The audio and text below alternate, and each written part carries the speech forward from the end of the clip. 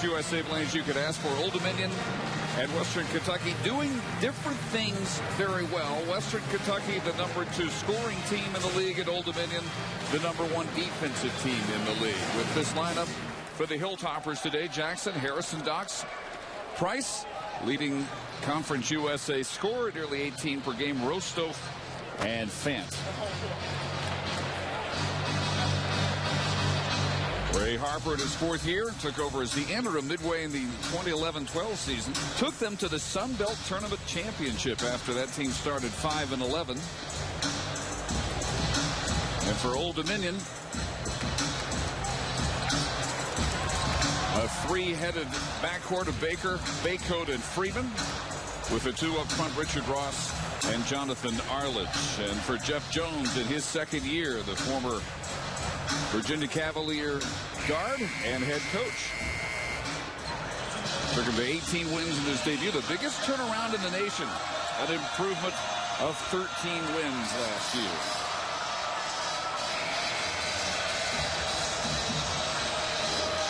These teams have not met in nearly 24 years.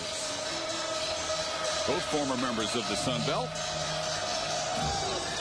And we are underway. The Monarchs control the tap. Kyle Ingram, Kevin Mathis, and Brett Smith are our officials for this afternoon.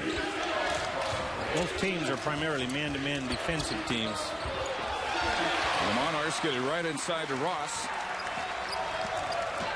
But the Hilltoppers come away with it. And a lob down low to Fant from Rostov. They will isolate him a lot. He's at 250 pounds, down from about 270. So when you look at his long arms, he's a load at the block. Speaking of a load, Price at 6'4", 223, with an offensive foul.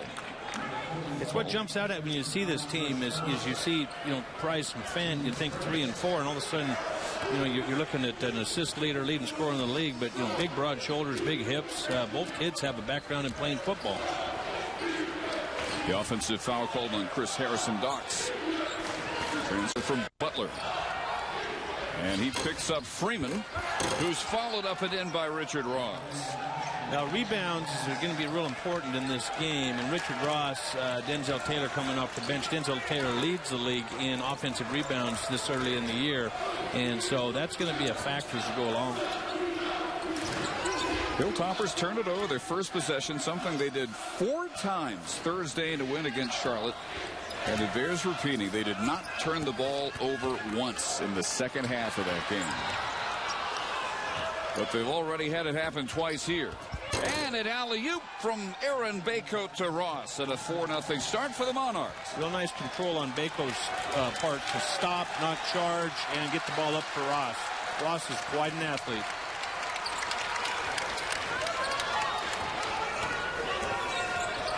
Price. Oh boy. It's a little bit of a bump as he double clutches that shot. There's a veteran player there. The ability to get somebody in the air and draw the foul. The interesting thing to me is Chris Harrison Docks catches the first foul on the illegal screen down here, so that's the turnover. But he is being charged with guarding Freeman.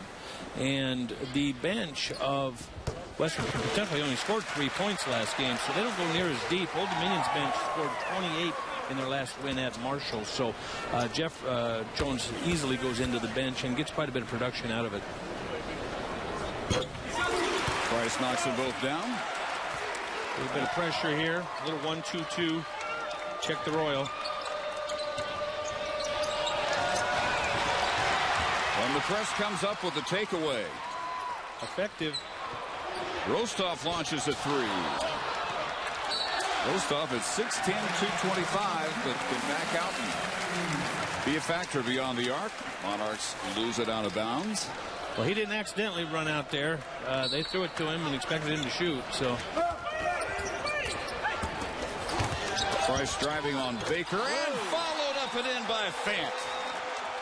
I guess one dunk deserves another.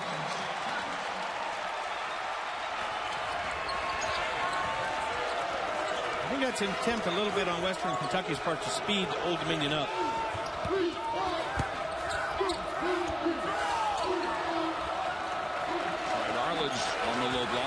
side to Freeman. A little bit of late clock now. I'm going on ball. Clock down to 8 as Baker lets fly, and this is a three-pointer that's rebounded by Fant. Had a good look, but not a second shot. Fant nearly 8 rebounds per game to lead the Hilltoppers. And the three-pointer by Harrison Dox comes up short. 3/4 of his shots are from 3, and he's not bashful. Arledge, a one and done for ODU. That was a little quick for ODU's normal pace a little bit there. I'm not sure how Jeff thought of that one. A 7-game homestand, their longest since 1935. And trying to close it with a win over the number 25 team of the country. Ross set up perfectly in transition. So far, it's a dunk contest. Richard Ross is winning. That's 3 on the other part of Richard Ross, and he can fly. Quick up and down the floor and real high up in the air. He is the offense so far. Fant on the low block. He is a load at 6'6", wide, muscular, 250. Rostov had a point-blank hook. And lost out of bounds off ODU. Both teams have missed a layup at the basket. A little bit of nervousness early. You saw Ross miss a layup on the very first possession of the game, and then Rostov similar. Now you've got some subs that become a little bit different team now. Ray Harper's going to his bench a little earlier than usual. And he replaces Fant and Price. Leading scorer and rebounder are out. That miss by Tracy Jackson on his first shot. I think it's a very strategic sub on Ray Harper's part. You got the 16:08 in the game, so you've got the 16-minute timeout. Get them both out of there before they get a foul. They're both going to play heavy minutes in this contest. They've been on a roll winning games and got a little bit of a margin, but I think Ray's going to be very in tune with keeping those guys fresh and keeping them ready for the end of the game, anticipating this being a close contest. Rostov called for the foul.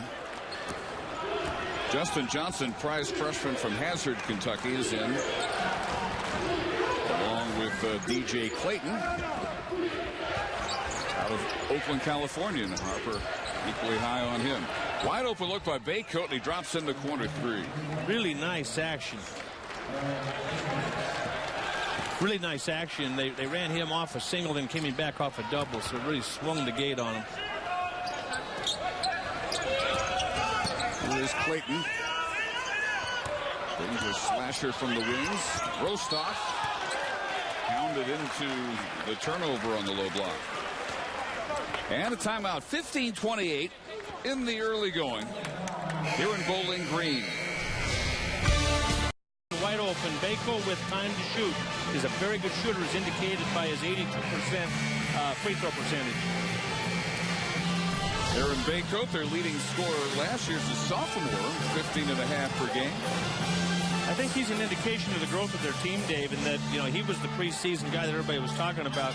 Now they've got a lot of guys they're talking about, and then the addition of Trey Freeman. So they've got a lot of different guards, a lot of different players that can jump up on a given night. Both preseason conference USA selection. The Hilltoppers could use the bucket here. Clayton follows up his own miss. Inside the Fant, who has returned and immediately turns it over to Jordan Baker. Seeing lots of blue jerseys in and around the paint. Now, they have an emphasis on getting to the three-point line, but they are clustering the paint and getting lots of hands-on balls and bumping bodies. And Glenn, you were right. Fant and Price got a little bit of an extra breather in the timeout, and both have returned. Trey Freeman with his first 2. They're back, and they'll be back all night. I think Ray will be getting them in and out.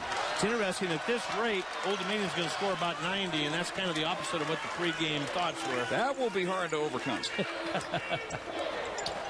As good a defensive team as they are. Well, you always think they're missing shots, but you see how they're barricading their bodies? Big body of Fant creates room down low for the jump hook. The thing about George is he can take contact. You know, George Fant III, he can take contact from a long line of Fant. Old Dominion picked only 4th by the conference coaches in the preseason poll. Interesting, they bounced to a zone here. They've been chasing him around, and all of a sudden they're running these internal action screening, and not much there, and a little bit more standing on Old Dominion's part. Just a little bit of confusion here. 5 on the shot clock. Freeman. And Arledge not blocked out, will not have an easier putback maybe the rest of this year. Pretty fortuitous. He's left-handed, so he ran into the glass on the left side, and that's where it came. 13-6. Briefly as Chris Harrison Docks from outside gets his first 2. Well, the transfer from Butler, I asked him why he was wearing 51, and I said, is Dick Butkus? And he says, no, it's 51 days that I had to wait to play when I transferred from Butler. Your instinct was right. There was some symbolism. There was some. I couldn't figure out. They looked like an offensive line. They got 44, 42, 51. Not like a bunch of guards. Monarchs has hit 4 of their last 5 from the field. Back-to-man defense. Freeman. Probably didn't mean to bank that three-point try. Here comes Price. Harrison Docks. And despite the dive, Aaron Bako able to keep it in bounds. Now the first subs for Old Dominion. It's interesting that Jeff goes deep, but he, sometimes guys spot guys.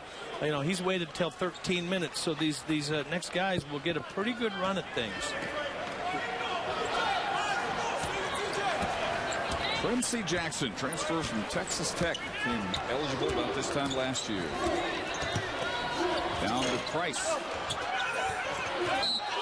And touched last, it looked like by Baycoats. But the officials down there disagree. Now 10, Javonte Douglas has checked in. Brings nice size into the game, and they're going to give him a chance to play some defense. It's a challenge. He has just gotten to where he's gotten some game time in the last couple of games. Had a little bit of discipline early in the year. Ross slips it inside. Denzel Taylor, just got inserted into the game. All of a sudden, his first touch is right at the rim, and he misses a layup. Nice jump hook by Justin Johnson. Freshman from Hazard, Kentucky. First team All-State last year. One of the finalists for Kentucky Mr. Basketball. Ray likes him. As a freshman, he thinks he's going to have a nice future. 10-second violation for ODU. Now that's interesting because Old Dominion is typically pretty good against pressure. They basically play a 3-guard lineup. Now Javonte Douglas is more of a traditional 3-man, like a 3-4 type guy. They struggled against the press. You see Dion Clark, probably more of a guard type, inserted immediately. He calls the matchup against Price.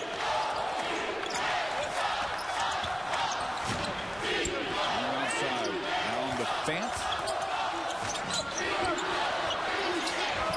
Tosses one up, and it goes. Almost as if he was worried he was up against the shot clock, which he was not. I thought the Hail Marys would be in the NFL playoffs today, not this game. 1-point game.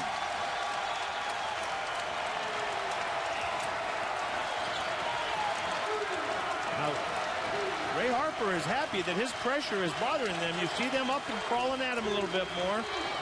He's using his bench a little bit early, and it allowed him a little more energy. A nifty move by Baycoat.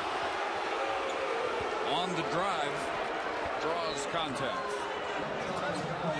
And the foul is on Johnson, his first. 11:23 in the first half. Enjoy this game even more. Sirloin tips on the menu today? No, I need some Taylor tips. Taylor tips. The tips today is you look at 65. If you're playing the over and under in Vegas, 65 would be it. If this game stays under 70 or under 65, really sways in Old Dominion's favor.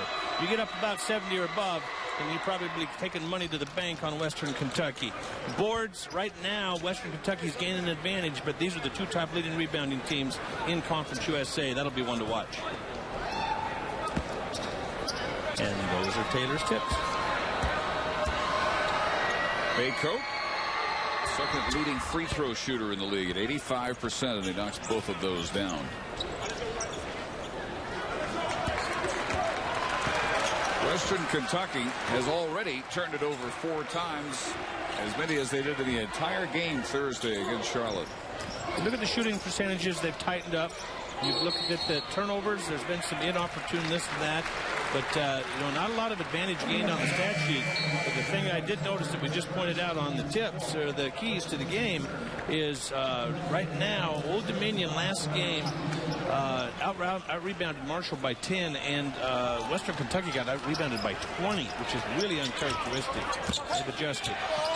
Fant on the feet inside from Price. An 8-point start for George Fant. Most interesting thing to me about that is Price is a leading scorer in Conference USA, but he leads them in assists. That is really a weapon.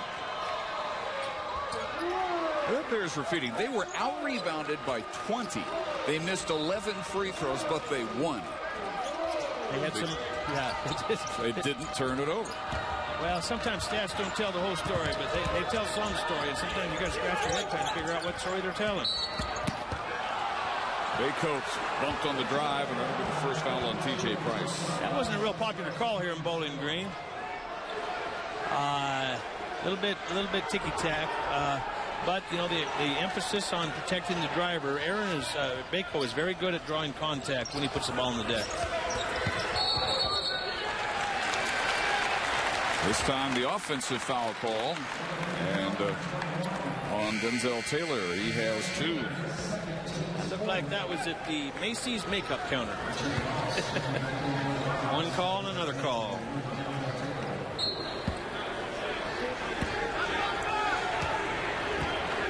And this is what we thought we would have, a 15-14 game with 10 minutes. It's right on schedule. Price again feeding Fant on the low block. And he'll go to the line. The thing that's interesting to me is Old Dominion came into the game really worried that Western Kentucky is averaging nearly 9 3-pointers made per game. One of the best 3-point shooting teams in the country. And if you look at things right now, Western Kentucky has been just shoving the ball down their throat at the block over and over and over. And I think that is softening their defense. I think what you'll have to watch the rest of this half is, will they get some open 3-pointers based on their inside play, or do they just keep going inside and getting buckets out of it? Well, Fant badly off on both those free throws. Western Kentucky had a chance to take the lead. Thank you.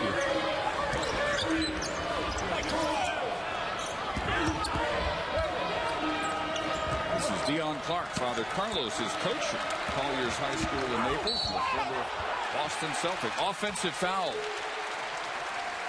Keenan Palmore just in off the bench, former starting point guard. As you look at it, good guarding position and the off arm, and they do look at that, and he keeps coming. At that point, he needs to either stop his body, stop his arm, stop some of his forward momentum.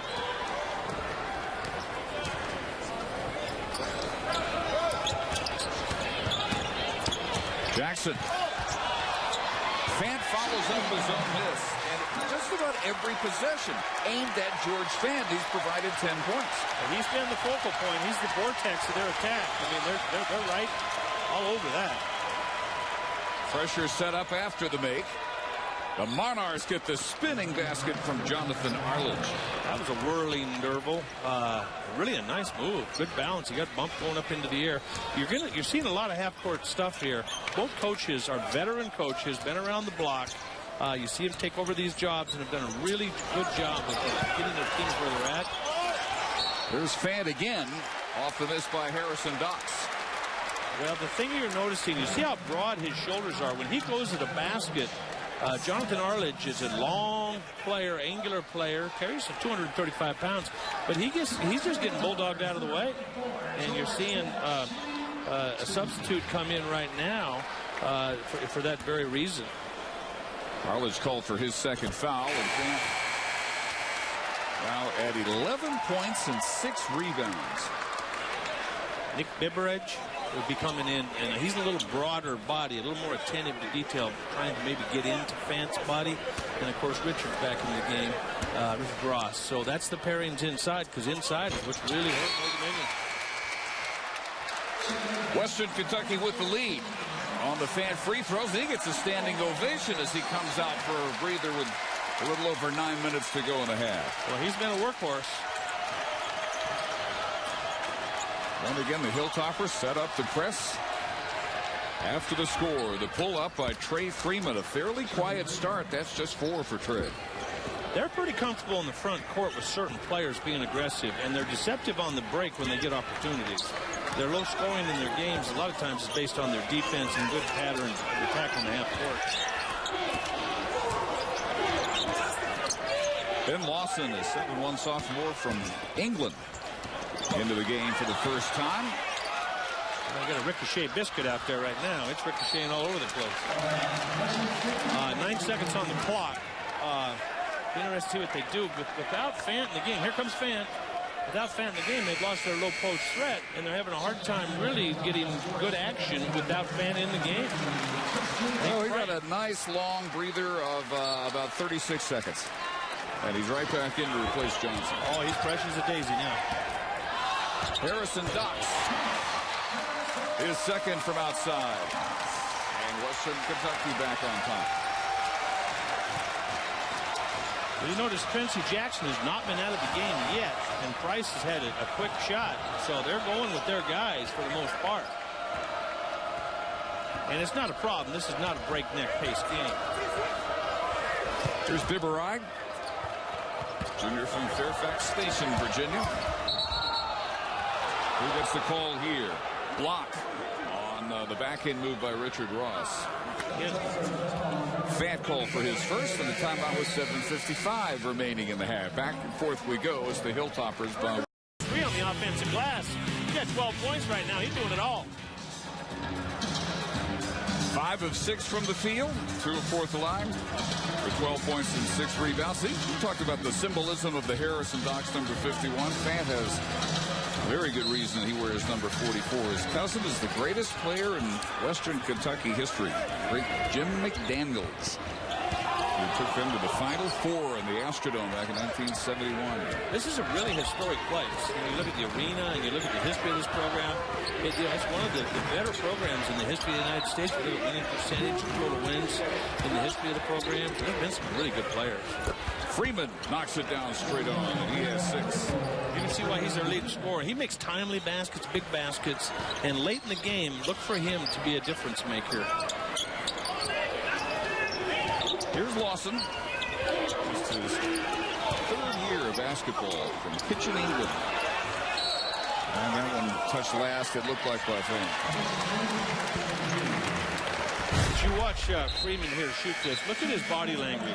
You know, he pushes off the double team, rises, little or no attention to the person guarding him, and that's the kind of guys that make shots, is when they really have a focus on the rim. Nothing but the net is what they're looking at. Freeman to transfer from Campbell University. South freshman of the year a couple of years ago. Just a junior. Interesting story. He sat out last year on the transfer. His mom was sick, so he came back. And now he's got 2, this year and next year. So it probably served him well having a year to sit out. Good for Old Dominion. Baker won that scrum. Now he will shoot that. And knock it down. Nick Biberai. Now that was a quick timeout by Ray Harper. As I said, he will shoot that. If you look at his stats on the year, he comes in and he is the court and keep people from clustering the paint. With as many guards as Old Dominion plays, they can shoot the 3, but they do like to take the ball to the basket. You need to have guys that can shoot the ball from out.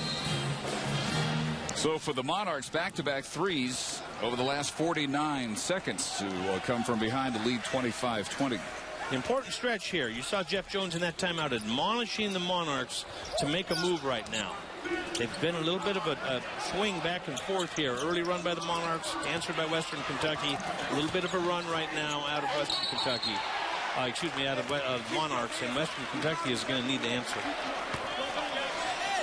The Hilltoppers again running things through Fant, this time on the right baseline. And he will be shooting in the bonus. Yeah, 8 fouls. So if you're looking with 6:23 to go, as Fant is, and the Hilltoppers keep taking the ball to the basket, they're going to have a chance to cash in at the line. Old Dominion's at 5-team, Western Kentucky's at 5-team fouls, so they've still got 1 to give. Western Kentucky started the year 1-3, and Fant Took a long time to get going. He averaged only a couple of points, 2.5 rebounds in that 1-3 start. Well, it's kind of like the Hilltoppers. They were down 9-4, kind of a slow start, and then they've made up for it. Mosley alone in the corner. Iberai kept it alive, but it came off to Fant. George Fant already 14 points. His season high is 19. We still have 6 minutes to go in the half. Price left alone for 3. First basket, and it ties him for the school record, his 247th to tie Anthony Winchester. See that shot coming back.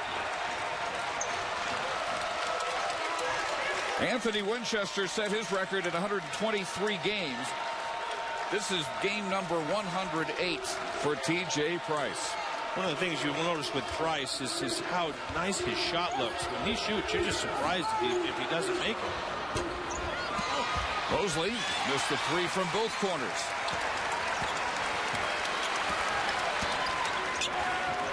One ball screen. Fant isolated again. Him and Price in a 2-man game. Iberai switching over on Price. And back to Fant. And Price misses everything on the 3-point try. They have ran a lot of different defenders. You see Baker on him right now. But they've ran 3 or 4 different defenders on Price and really made life tough for him. If you look at Price's last shot that's coming up here, look at his body language, look at his feet, look at his shoulders. You just look at that thing go up and you think, there isn't any way that ball's not going in. That's the kind of shooter he is. 10th in the country in 3-point field goal percentage, 48%. What you don't expect is the air ball.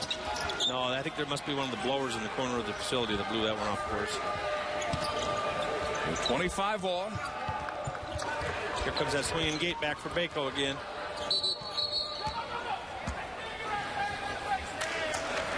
And they're going to call Baycoats, I believe, for a hooking elbow to try and get clear. Huh, that's interesting. Well, you have the freedom of movement, and so you want guys to be able to cut. And as he comes back through here, Chris is trying to stay with him, so he's getting bumped off some of these screens.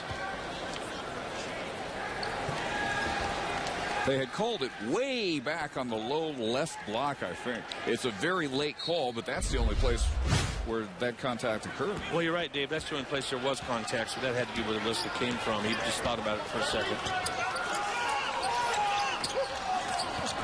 Fant, this time surrounded, gives it up to Johnson, who's rejected by Ross. Well, Ross, his ability to get off the floor is legendary at Old Dominion, and all of a sudden you saw how fast he had those dunks earlier in the game. Rise, out of hand, no foul. Not very hard block for him, really.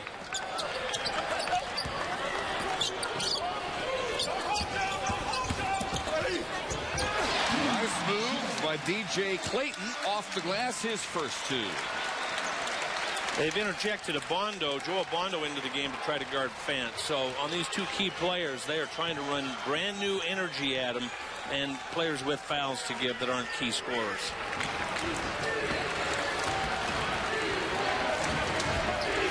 First time we see Abondo, senior out of Euless, Texas. Big body, 6'7", 221. We've seen a lot of this shuffle cut action here where they run a cut or 2 and run a double away. Western Kentucky has sniffed that out. They went through that at shoot-around today pretty good. 3 on the shot clock for Freeman. And he gets it off in time and knocks it down. No problem. Well, you talk about his timeliness scoring. During the course of the game, he'll make nice plays. But late clock, late game, when you're behind, when the game's tied, that's when he seems to want to step up. Freeman, who averages 16, 4th in the league, has 9, ties it at 27.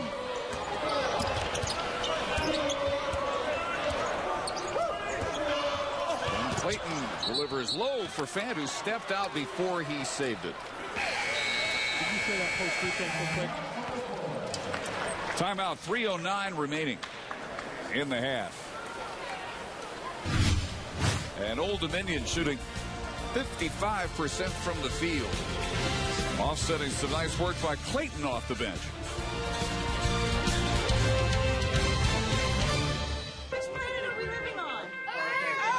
the violation, we were just told. Some of the officials, and not the foul we thought it was. Well, they used to address that rule a little bit, but it was a little tighter interpretation. He was inbounds 3 or 4 strides, and that's what surprised, I think, everybody watching, and you and me. Now you cannot be first person to touch it after you come back inbounds. That was the violation they called. New this year. Well, that rules committee has to have a reason for being. They keep coming up with stuff, so sometimes really good stuff, some stuff that kind of sneaks up on you. Here's Ubondo, his first touch. Native of Congo. Little zone here. 5 on the shot clock. Baycoat. Long for the 3. Rebounded by T.J. Price.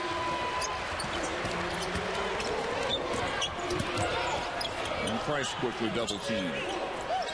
Clayton out front. Air ball. 3-pointer. They've really done a nice job of barricading, building a wall, as Jeff Jones would say, against Price. He's tried to go to the basket numerous times, maybe draw a foul, maybe get shot, and hasn't got there. And then they have pressured the 3-point shots. You see the 2 air balls that we've seen, Dave, have both been shots with hands stiff up into the action. Uberai returns. And this call on T.J. Price before Old Dominion can even get anything set up in the half court. So that's his second. He'll take a seat, be replaced by Chris Harrison-Docks. Interesting exchange there. That had that been 1-on-1, Aaron Baker was the best free throw shooter on Old Dominion's team. Now here's a little bit of zone. They didn't really like it last time. They end up with not much. Kind of desperation into the clock shot. A long 3-pointer, a little bit too long by Trey Freeman. Zone's having an effect right now.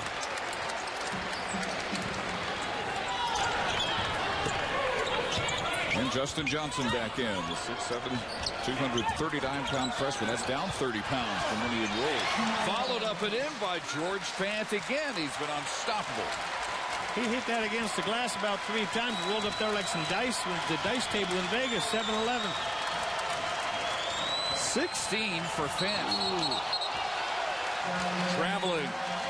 Richard Ross turns it over. You know, Harper had pointed that out to one of the officials, that there were some happy feet in the middle of that press. And they've got their 4-man. See, they're using their guards up the sides and handling the ball. And that's their 4-man in the middle. And probably pretty good passers. Not as good as with footwork and with dribbling. So change for the Hilltoppers inside a minute and a half to add to their lead. And Harrison-Docks, never shy about pulling the trigger, knocks down his first 3-pointer, and the lead is 5. A rainmaker. Well, that came down. That had hang time. Western Kentucky with its biggest lead of the day. Back in the zone. Back in the zone. Uberai finds a spot about 12 feet out. Can't get it to fall.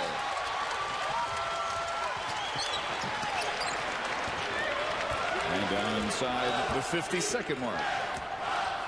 As Harrison-Docks tries to stay hot. Fant another board and another trip to the line. Well, one of our tips or keys to the game was the boards, and Fant is wearing them out on the glass. The rebound margin unofficially at about +10, which does not happen to Old Dominion. They are the #1 rebounding team in Conference USA, and they're paying a price on the glass right now. 9 rebounds for Fant. He has been a man. 5th straight free throw after he missed his first 2 badly. He has 18 points, 1 off his season high in scoring. Well, his fiance has got to be happy. The best player on the women's team, preseason player of the year in Conference USA. Miss Gooch. Chastity Gooch is his fiance. She's the best player on the women's team, and he is living up to those standards now. How many times have you seen 2 standing ovations in the first half for anyone? I haven't seen that since like Derek Jeter retired. And he has definitely earned the season high. 19 points, 9 rebounds, already close to his 4th straight double-double. One of the things to look for is the differential shot clock, game clock is about 8 seconds.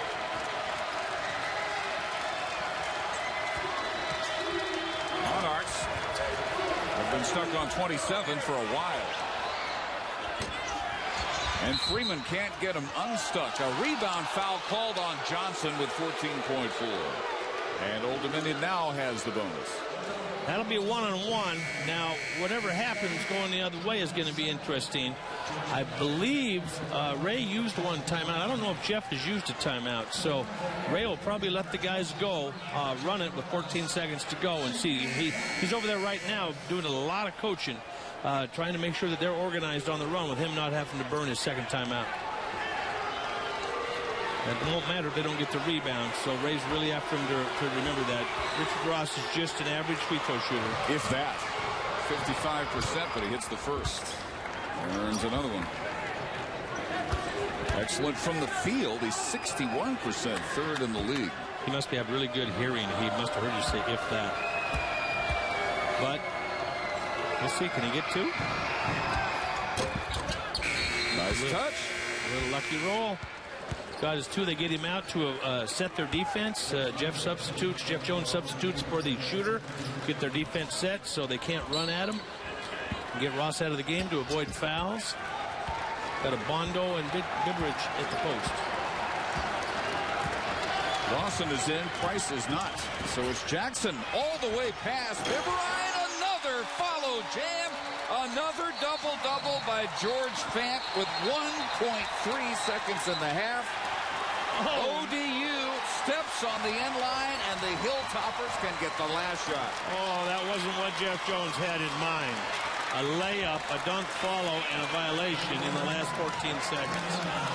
They got a break.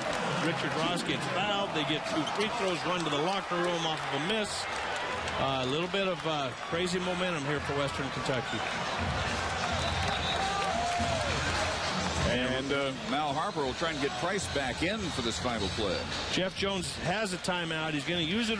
He's taking the big guys out, and he's gone with all shooters. So there's going to be some cutting the rug out here. A little time put back on the clock, 1.8. They gave him an extra half second to work with. I wouldn't be surprised if they get a real good shot. Price from the corner, not quite at the buzzer. Not a great shot, but the right guy shooting it, and he could have made it. Western Kentucky races to a 7-point halftime lead in the broad shoulders of George Fant, the senior, from here in Bowling Green. Season high, 20 points, 10 rebounds. As they try to be... Cincinnati had triple bypass. Him and his brother Doug, who I saw here earlier, will be going up tonight. Interesting, Ray Harper and he go way back, know one another. Ray's mom is sitting up in section 105 with his wife, and she just had triple bypass surgery about 8 months ago. How you doing on your tips? The tips. I wish I should go to Churchill Downs and Taylor's Tips for the horse races, make some dough off this. Right on. 36 points at halftime. They push into the 70s. Western Kentucky really weighs in their favor. Boards, plus 12. Fanta Animal on the glass. They're up 7. That's the story at Taylor's Tips. And the Hilltoppers have it to begin the second half. They shot 46% to 43%. I think they'll keep going to the well. And Fant, with only a second miss, almost comes away with another offensive rebound, and he is able to tie up. He gets a takedown and half of one. Fant in the first half, 7 of 8 from the field. Missed his first 2 free throws and then made his last 6. Season high, 20 points.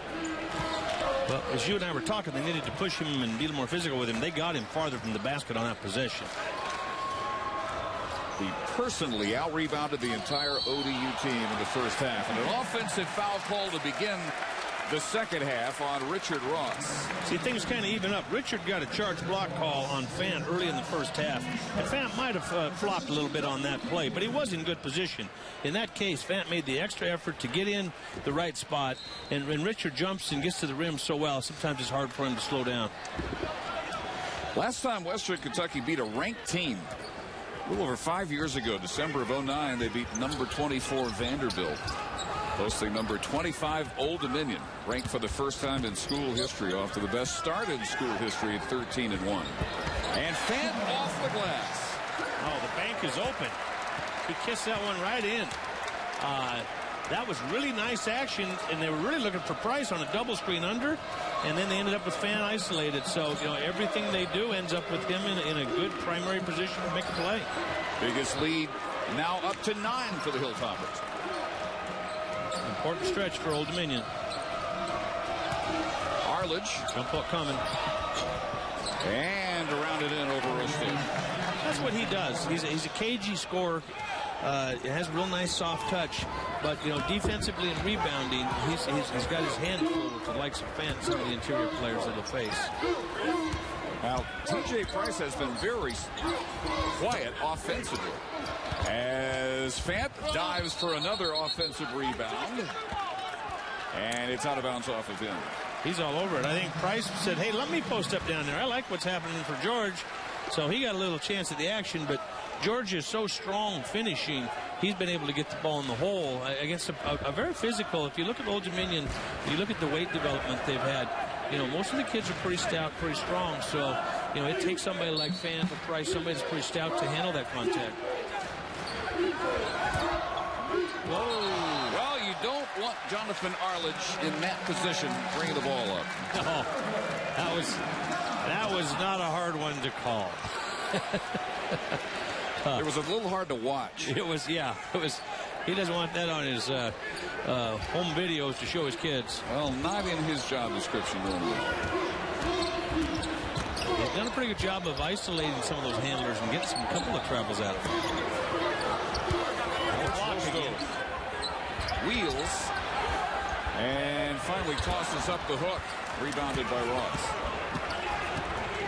Many running chances for the team in this game. There is for Freeman here. And Trey goes for a three-point play. That was a really important play, because at the one end you got the 2 points that run off, roll off the rim, and now here's him on, and he just kind of runs up Fant's behind there, and all of a sudden sneaks past both of them and catches the whistle and three-point play. And one rolls in, and that free throw on this end goes in. That's a 5-point swing, and all of a sudden we got a 4-point game instead of maybe a 8 or 10-point game. The foul on George Fant, his second.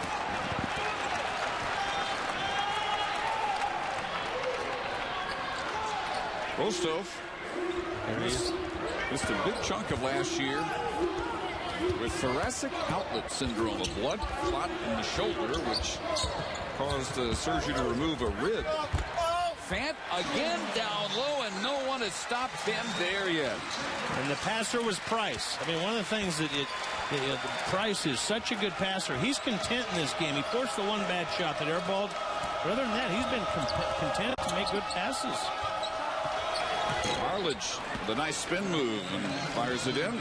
That was a hard shot. I mean, that's one of them fallback babies. She's in there because there wasn't nothing going to happen but that go in or be a fast break for the other team.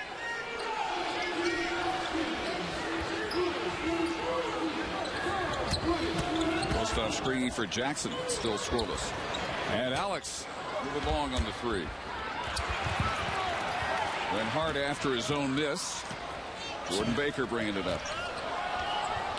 One of the things that's going to be interesting to watch is fatigue as this game wears on. A lot of bumping going on. There's been the bench used by both teams.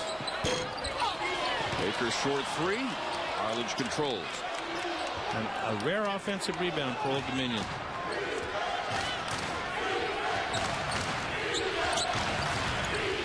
Freeman finds a spot he likes, but not the result. Another board. Number 11 for Fant. His career high is 15. He has 24 points. His career high is 27. Jackson. That looked like it would be an uncontested rebound for Ross, but he lost it out of bounds. It's a hard shot. Look at some of the kids. They've got a little more grabbing some jerseys. Look at Fant grabbing jersey and kneecaps. Look at a lot of hands on hips. You're getting to that media timeout at 16:06 on the clock. Starting to see a little more fatigue. Fant one-on-one with Arledge. This is the third game in a week for these guys. Western Kentucky's been home for several weeks. The longest homestand in 80 years concluding, 7 straight. And it's created some momentum for them. They've played good basketball.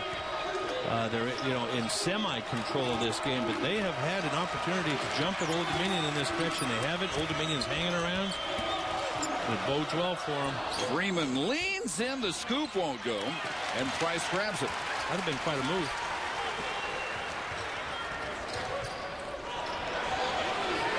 Open in the corner. But Tracy Jackson still looking for his first bucket of the game. And a timeout. 15-16 remaining. Ray Harper has Western Kentucky on top by 4.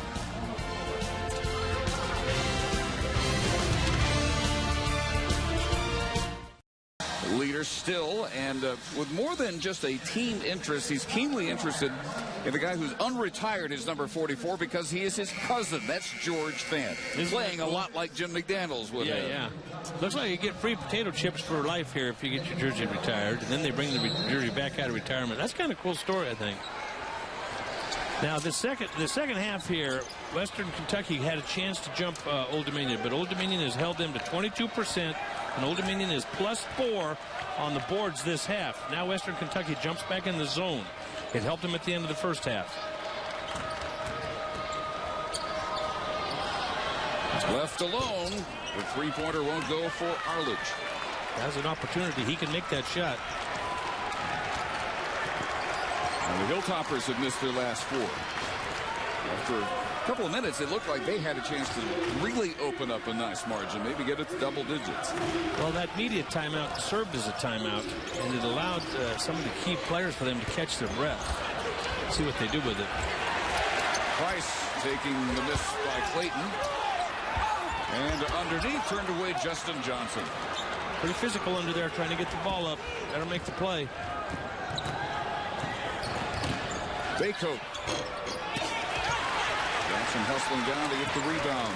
Ray Harper says already one of the best rebounders he's been around because he will chase down a rebound at any point on the floor. Great at reading the situation and the ball off the rim. Well, that's really, as you say, Dave, he chasing it. A lot of guys can jump but aren't very good rebounders. A lot of guys are big and aren't very good rebounders. But guys that chase balls down and then have some ability, have a little bit of size, have long arms, have good hands, they get a lot of them. And a lot of guys who aren't great rebounders aren't great jumpers. No, that's right. Most of the rebounds are taken below the rim.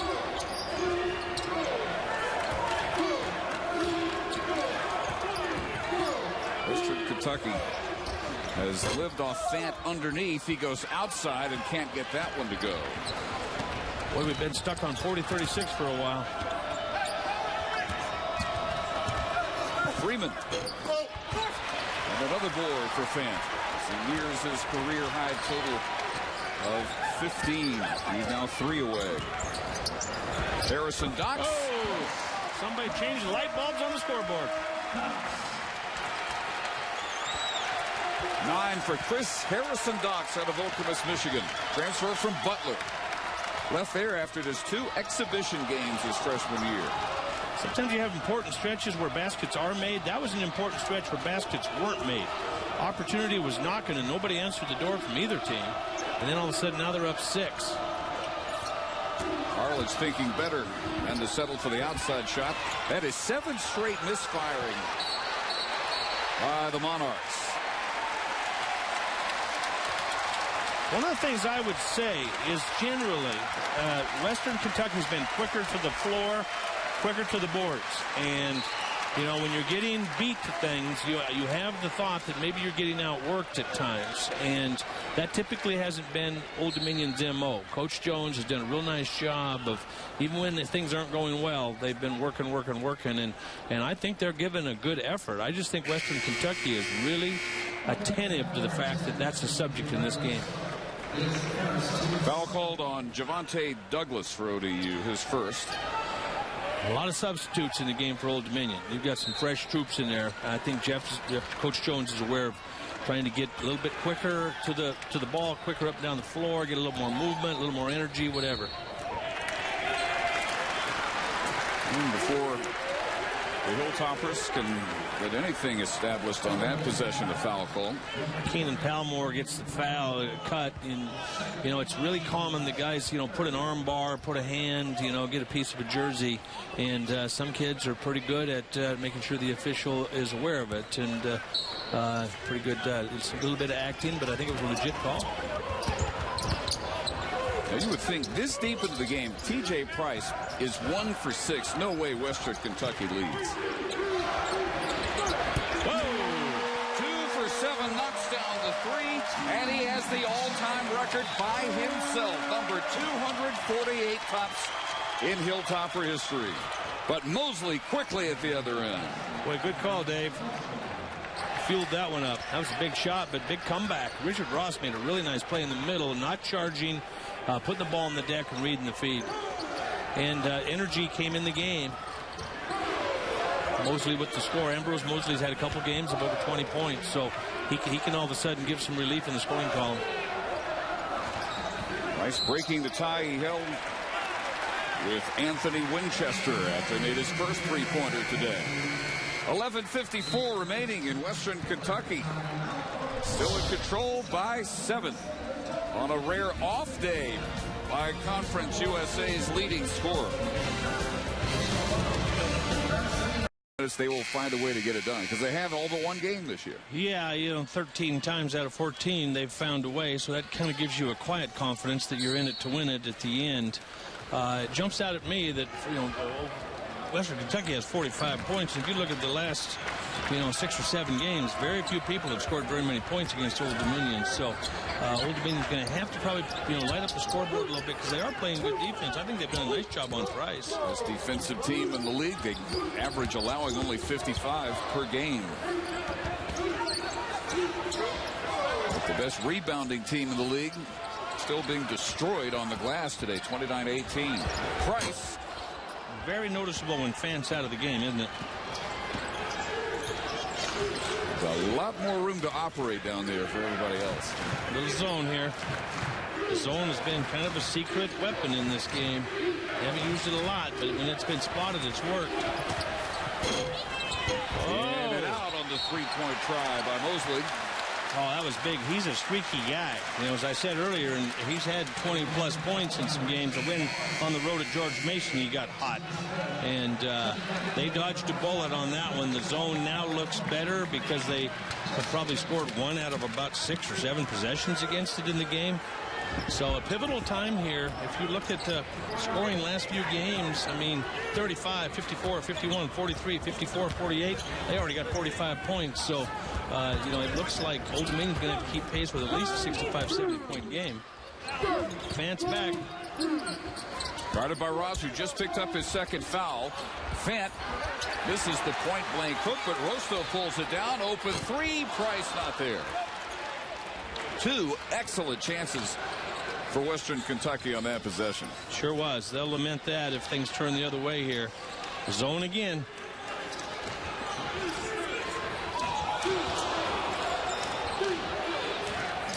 Two very good three-point shooters out there. The roll for Keenan Palmore, his first basket. They stayed wide on the shooters, and so Palmore was able to get to the paint. Little runner, which is very common anymore, that point guards should be able to shoot that little floater.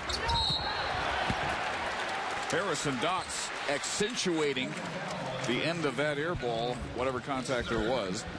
Yeah, that's where kids anymore are pretty good at, getting that leg out, a little bit of histrionics if they are hit, making sure that there's an awareness that it happens. Not that it didn't happen, and there's nothing wrong with it. It's just there's always been a little bit of selling the call, as they say. Well, it was the third foul on Palmore. Here it is. Got him on the arm. Oh, how did he survive? Last time I was hit on the arm, I didn't fall down.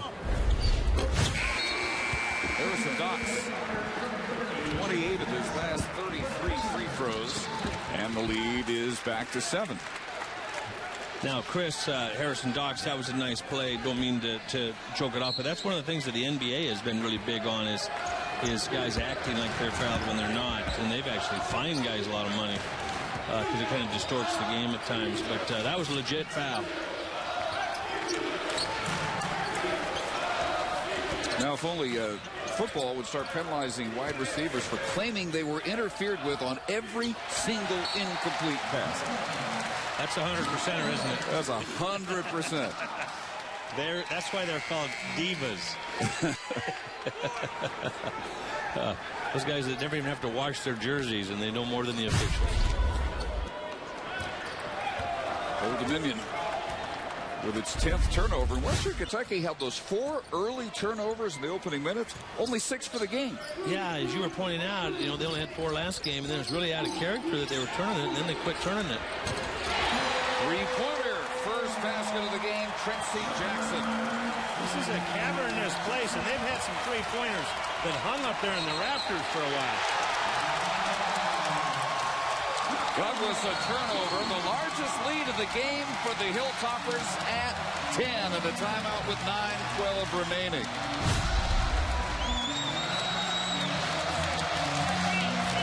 If you look at it, that one comes out of the ceiling, goes in, and all of a sudden a 10-point lead.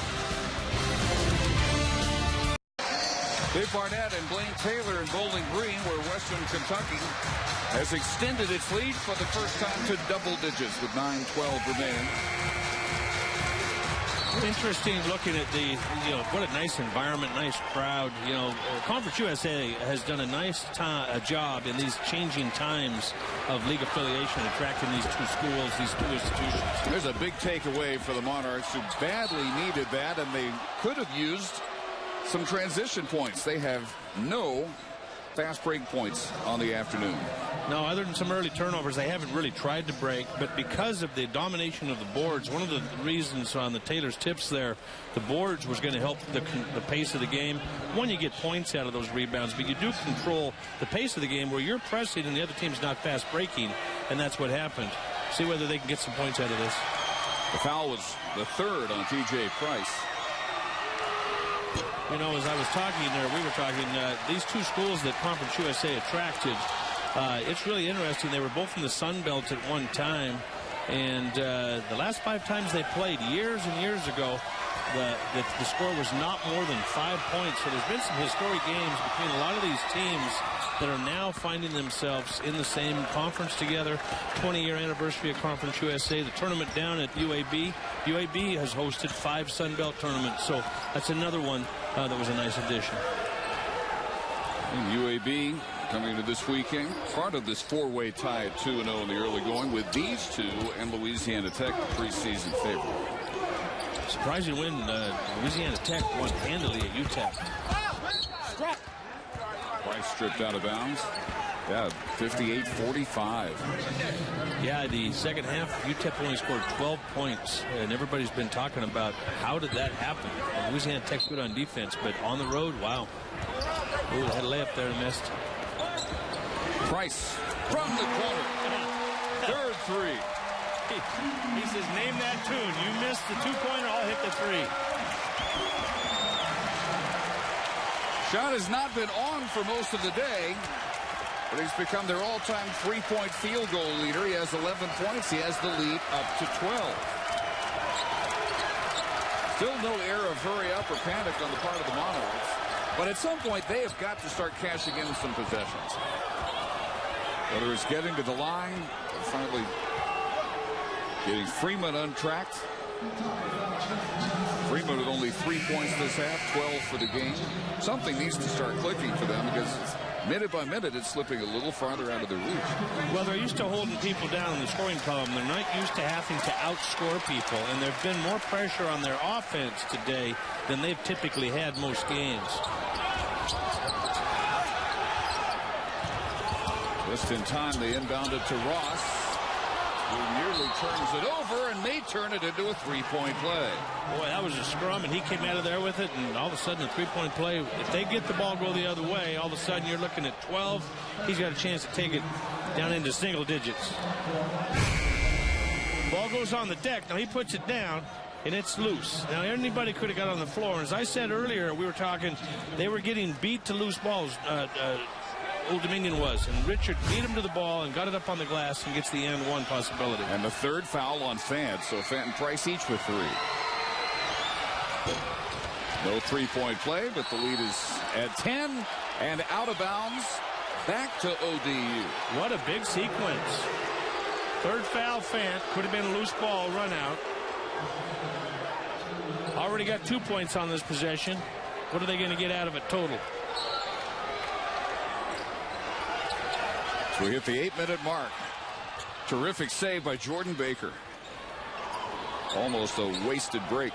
Well, they've put Jackson on Freeman now, and he's a pretty quick-footed defender. And he's caused more problems. Baycoat on a quiet afternoon, tipped in by Richard Ross. 4-point possession for Ross, all hustle stuff. And when it comes push to shove, who can move around the fastest hustling? He's as good as anybody. And timeout called by Ray Harper. He doesn't like it. He was looking at a 12-point lead. Now he's at 8. 7:33 remaining. Old Dominion. You're not seeing things. There's now 7:16 remaining. There was a quick possession after the previous timeout, and now the under 8 media timeout. But in between, Trey Freeman got loose, and he has made it a 6-point game. Some freakish action. You know, there's been some loose balls and some close scores. I think Western Kentucky's been hoping to get some whistles, but right here, here's a whistle on an and one. He comes in, takes the contact, gets it up on the glass, ball's in the hole, whistle blows. All of a sudden, you had a chance at a double-digit lead on a taking. Forgot about him. You got to dance with who brung you, and right now they've kind of forgot who their dance partner is. 24 points, the season high, 3 off his career high, 12 rebounds. George Fant's 4th straight double-double, and they had the double-double at halftime. Well, if you look at it, you know, if he makes his free throw, they're within 5, and they've turned it over 4 more. They've been out-rebounded 8. They haven't done a lot of stuff to be in this game, but they have held Western Kentucky to 30% the second half, and that's why they're back in the game at 5. And maybe they've done a better job of distracting Western Kentucky from Fant. I got to believe Western Kentucky is going to relocate him sometime. Well, this is now a 7-0 run for Old Dominion. There he is. Richard Ross did a real nice job of keeping Fant from getting it. Again on this block, same fill. That was his spot, but he was fronted this time. So Sue Jackson looks for him again. Shot clock under 10. Price underneath, and Johnson is fouled. Price makes a really nice play. I mean, they had 3 different times they tried to isolate Fant on the box. And each time, Richard Ross did a wonderful job of fronting it, and then Richard Ross ends up with the foul. But Price is the one that punched into the paint on the dribble, stops under control, no charge, strong finish, body contact, fairly clean with the hands, but the body was strong. And Johnson gets rolled. So during the timeout, the same thing we were talking about out here. Apparently, Ray Harper was making the same point in his huddle. Yeah. Number 44 has been pretty good for us. Yeah, let's take a look at him. I want to go back to him. But, you know, the interesting observation there, Dave, that you have about him being a threat, because he posted up 3 different times, the paint opened up for Price, and they end up dumping the ball off, and all of a sudden Johnson gets, a look at the layup. This pressure's been kind of pesky. Creates a turnover here on the bad pass. Well, he had a lot of teammates open down in the area where the ball landed, but none of them were in the game. So the 7-0 run ending with the free throws by Justin Johnson, who gives Western Kentucky a 7-point lead. Well, as we were saying, that pesky press, it caused a turnover. They got Fant again isolated. Arledge is guarding him now. They're fronting him. They're having to swing the ball from side to side, but there's the paint open again. And Price takes advantage. His first 2-pointer after 3 threes. His pressure is heating up. That was a nice timeout by the Hilltoppers. It really was. Look at what they did coming out of that. They have stretched the lead back up to 9, and we're under 6 minutes remaining. It's funny how refocusing, that Fant refocusing and getting into the zone. pressuring a little bit, just all of a sudden saying, hey, let's do something smart out there. Leaner won't go for Arledge, and Fant pulls down rebound number 13. 2 from his career high. He and Price playing with 3 fouls. Ooh, there was a quite wide a while open now. player underneath. Fant serves it up for Johnson, who was knocked down hard. He was so open down there, I'm not sure anybody knew he was even playing.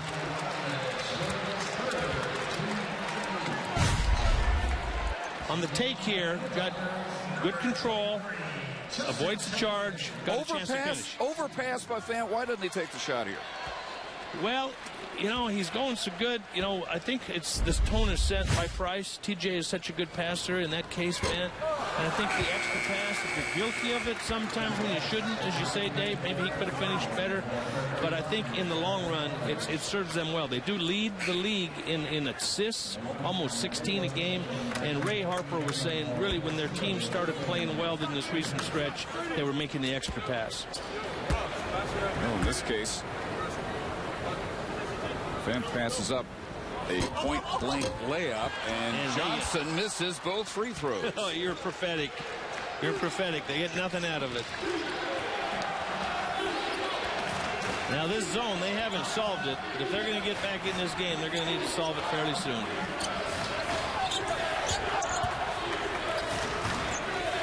The thing that Western Kentucky can do is they shift positions a lot. They lost him. Open in the corner. Missed by Aaron Bako. They had Mosley had the one go in and out. Arledge missed one. He missed one. They were going to, Jeff Jones told me at shoot around today, he said, we're going to probably need to make some shots. We'll probably need to score a few more points than normal. Hasn't worked out that way this half. Harrison Docks for the 3. Starting to heat up from 3. They only had 2 3-pointers at halftime. Now all of a sudden they're getting that and they're getting the press. The zone's working. They're starting to hit on more cylinders. Lead back up to 12, as big as it's been all day. Bako draws the block. And that is number 4 on number 44. Well, the people in the stands are stealing a line from the NFL that I should have patented years ago. Come on, man. But if you're an ODU fan, you're taking a deep breath going, okay, 4:30 to go. Aaron's a great free throw shooter. Got the benefit of the doubt on the charge block. Get back within 10 digits. Maybe you can get back at this thing. Now, just to back up, are you claiming invention of the phrase, come on now? I should have patented it, yes. Well, you would have had several million challenging you on it. Yeah. I don't know if I can credit you with inventing that. Well, I thought I'd just throw that out there. I thought it might create a stir in the Twitter world. Bako, the number 2 free thrower in the conference, but he misses on the front end. And Fant will sit. We'll see for how long after his 4th foul.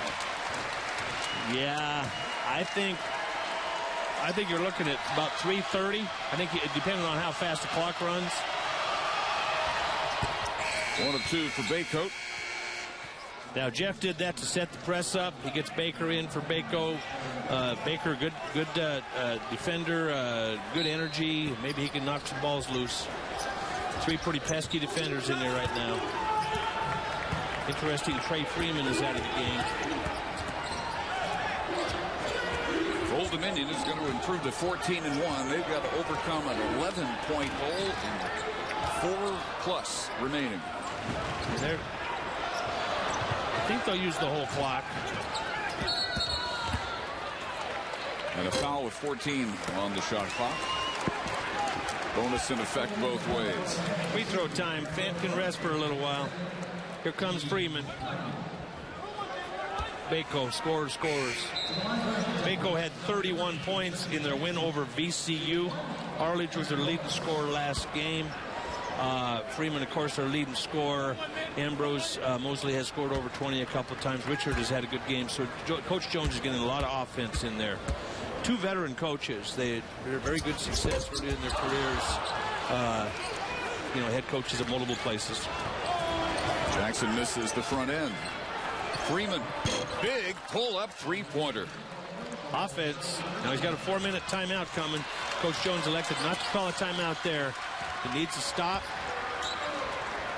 Would like to maybe make a move while Fant's on the bench. Price takes it into traffic and is turned away, and it's out of bounds. It will be Monarchs ball after this timeout. 3:43 remaining. Western Kentucky trying to go 3-0. With Fant, but then you look at fast break points, 15-0 on fast break points, as you pointed out to me, Dave. And then the other thing is they're shooting 50% from the three-point line.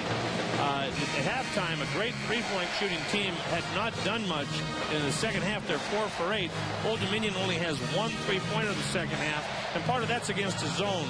So you've got a 9-point swing there. You got 8 points on the scoreboard. And against the full court pressure, Wilco able to inbound. It's been pesky, hasn't it? I mean, it's not great full court pressure, but it's caused some turnovers. It's taken time off the clock, and it's made Old Dominion think, and now they're back in the zone. They could use some threes, and they've not been hitting it. They're only 4 of 15 for the game. I think Freeman's the only one that's hit one. Mosley had a good look, comes up short. Arledge chases down the offensive board. And another crack, and Mosley misses everything. Followed up. We'll see if it counts. This may be a push by Ross to get the rebound. And it's his 4th foul. That was an interesting play. Flat-footed rebounds, as you say. He just reached over the guy's shoulder, but I think he might have had him cemented to the floor a little bit. Got a replay of it. Now this is he gets a piece of it, air ball. He just reaches over his shoulder, puts it in. It's a mismatch physically, but they do a nice job there of getting the whistle out of it. Had he not engaged him physically, he never would have got the call. Chris Harrison-Docks in the double bonus. Chris Harrison-Docks, one of the best free throw shooters in the country. I think he's made like 27 of his last 32, something of that nature, since transferring from Butler.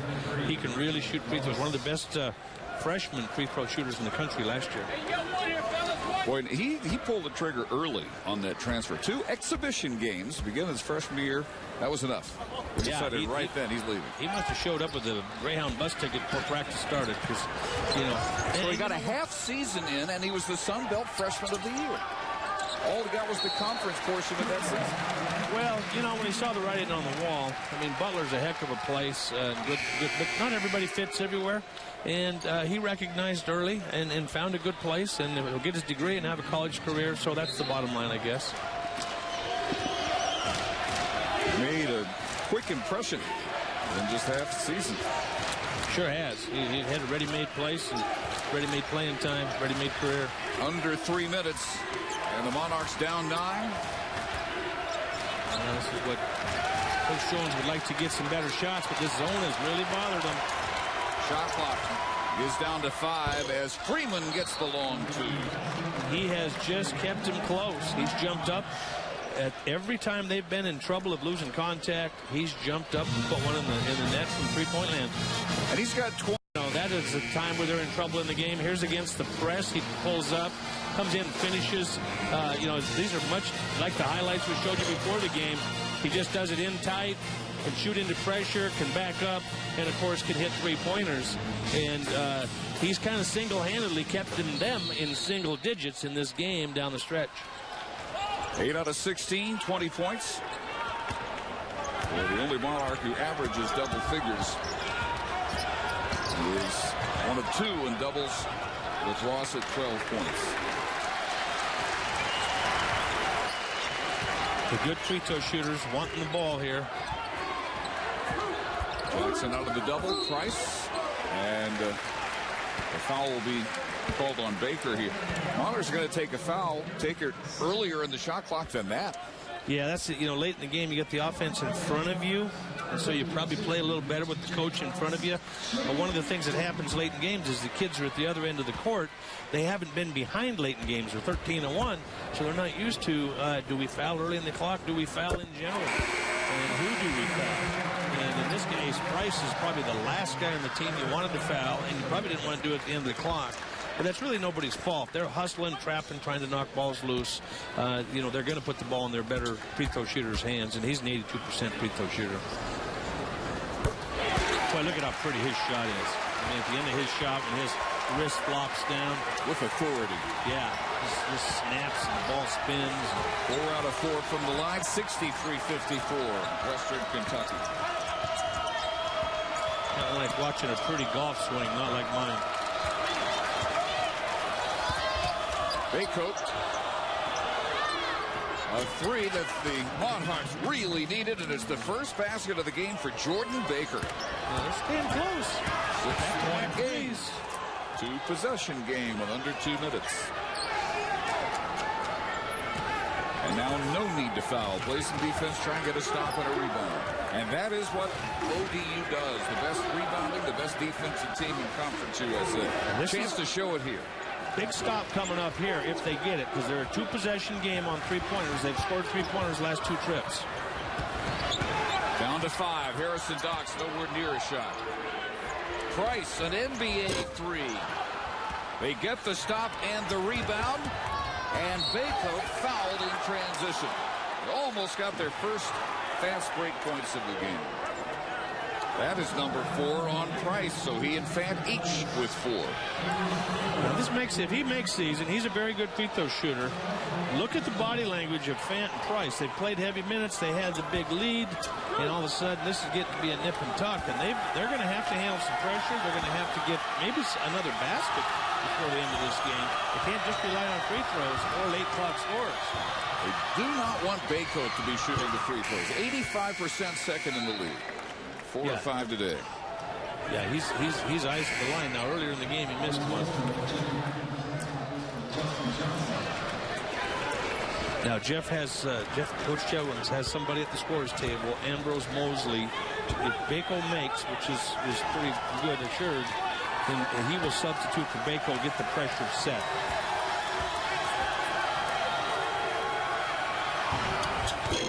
He makes the shot to get them within 4. And there is the substitution. Ambrose Mosley in with 1:20. Okay, they're doubling Price, best free throw shooter. They're going to let Jackson get open. They grab Jackson. They're shooting 2 at a time now, too. Mosley for his 3rd. Grabbed it by the jersey. Now he, tried to, indicate that he had been pushed first, but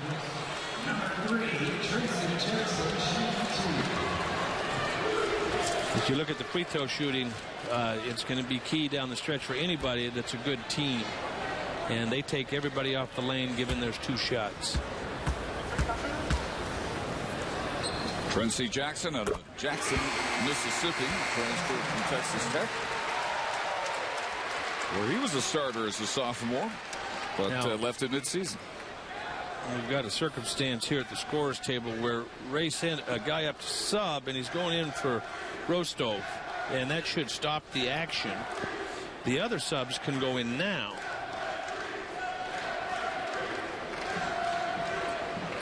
So we've got kind of a changing of the guard here. Jeff Jones is pulling them back to the bench.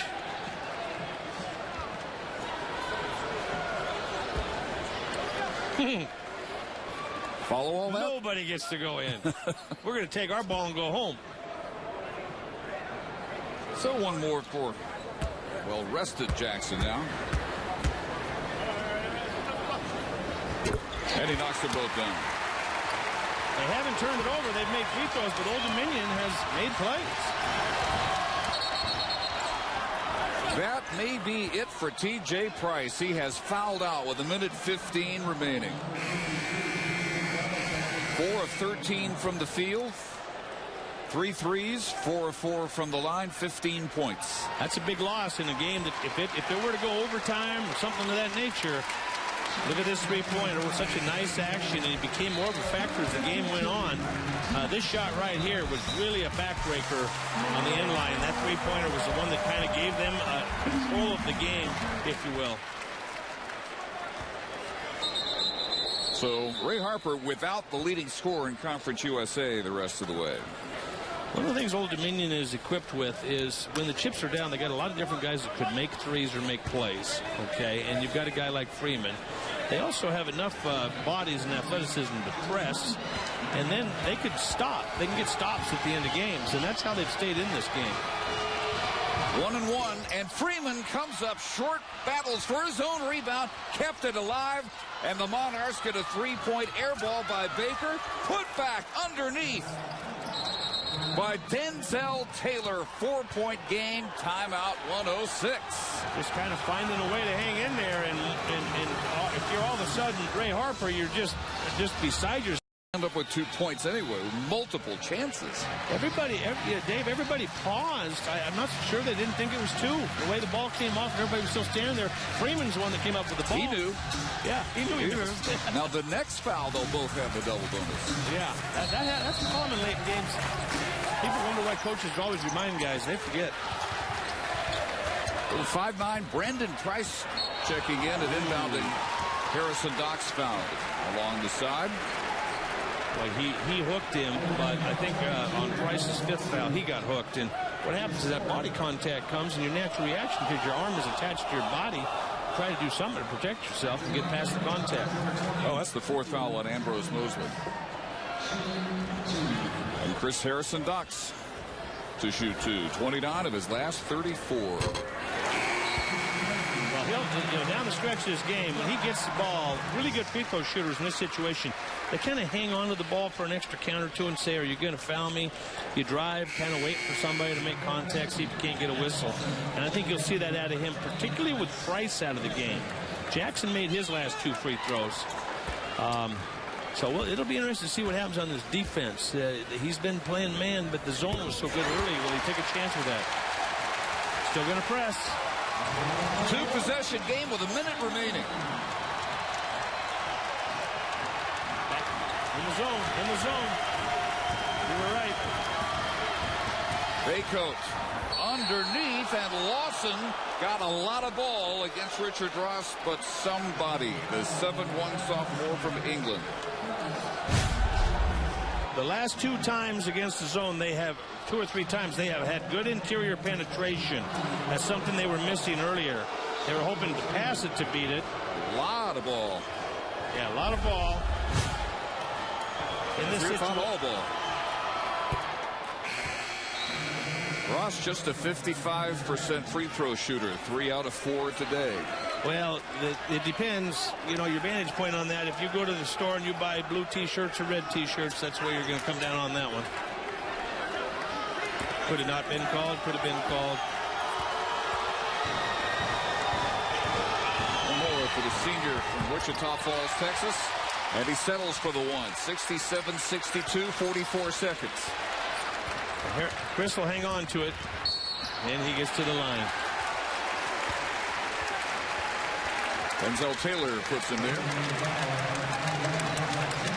Old Dominion only 1 more timeout. Both teams double bonus. Western Kentucky has 3 timeouts. And Harrison Docks again, where he is very comfortable at the foul line, and he just keeps pouring him through. You get a guy like him that's getting 2 at a time. He's good when it's 1-on-1, but you give him 2 at a time, and he's made some. He's just basking in the limelight here. He's like Frank Sinatra singing New York, New York. He's just, I shouldn't say that at Nashville. I should say, are you comfortable tonight? Because he sure Say is. it, don't sing it. I didn't. I got off of it fast. That is a career high. Near a career high. 19 for Harrison Docks. 31 seconds. Freeman for 3, a must-have, and they couldn't get it. Lawson with the board, and this time he's fouled, and the fans in Bowling Green feel it in their grasp. Big sequence. Big sequence. Yeah, these 2 teams play again. The Conference USA, I think, made a good decision. They moved to 18 games in their league schedule. Large league. But they get the chance for a rematch. The last game of the season at Old Dominion, Western Kentucky is at Old Dominion right before the tournament. And I really believe that game will have some bearing on this league race. Jeff Jones in his 2nd year as the Monarchs off to their best start ever, their first top 25 ranking ever. But it is hanging by less than a thread, down 8:24 seconds. Almost a bank 3 by Jordan Baker. This is a nice audience, nice crowd. This is a nice statement for Conference USA. Some of these long-lost rivalries will grow and develop as the league goes into its next 20 years, as it celebrates the 20-year anniversary this year. This is the kind of environment you want on a Saturday afternoon. Two teams come in here with a lot of momentum. You know, the tough thing for an Old Dominion, they've won 10 in a row. They get in the top 20. And the top 20 voting just is not very forgiving. You know, there are some teams that can lose a game or two. Looking around the country, maybe a non-BCS school like a Gonzaga, sometimes a Creighton, somebody like that, VCU. Sometimes they've earned enough respect that they kind of can stay there. But I think Old Dominion will have to earn their way back in there. But what a nice testament to the kids, coaches, with the run they've had. I'm not giving up on it here, but it's odds are looking long. But you got to take your hat off to Western Kentucky in this circumstance. They faced a team that guarded them. They out-rebounded them. Fant has an incredible game. Price, makes his presence felt, passing the ball and scoring the ball at a critical time. And their home court looks like it's going to hold up.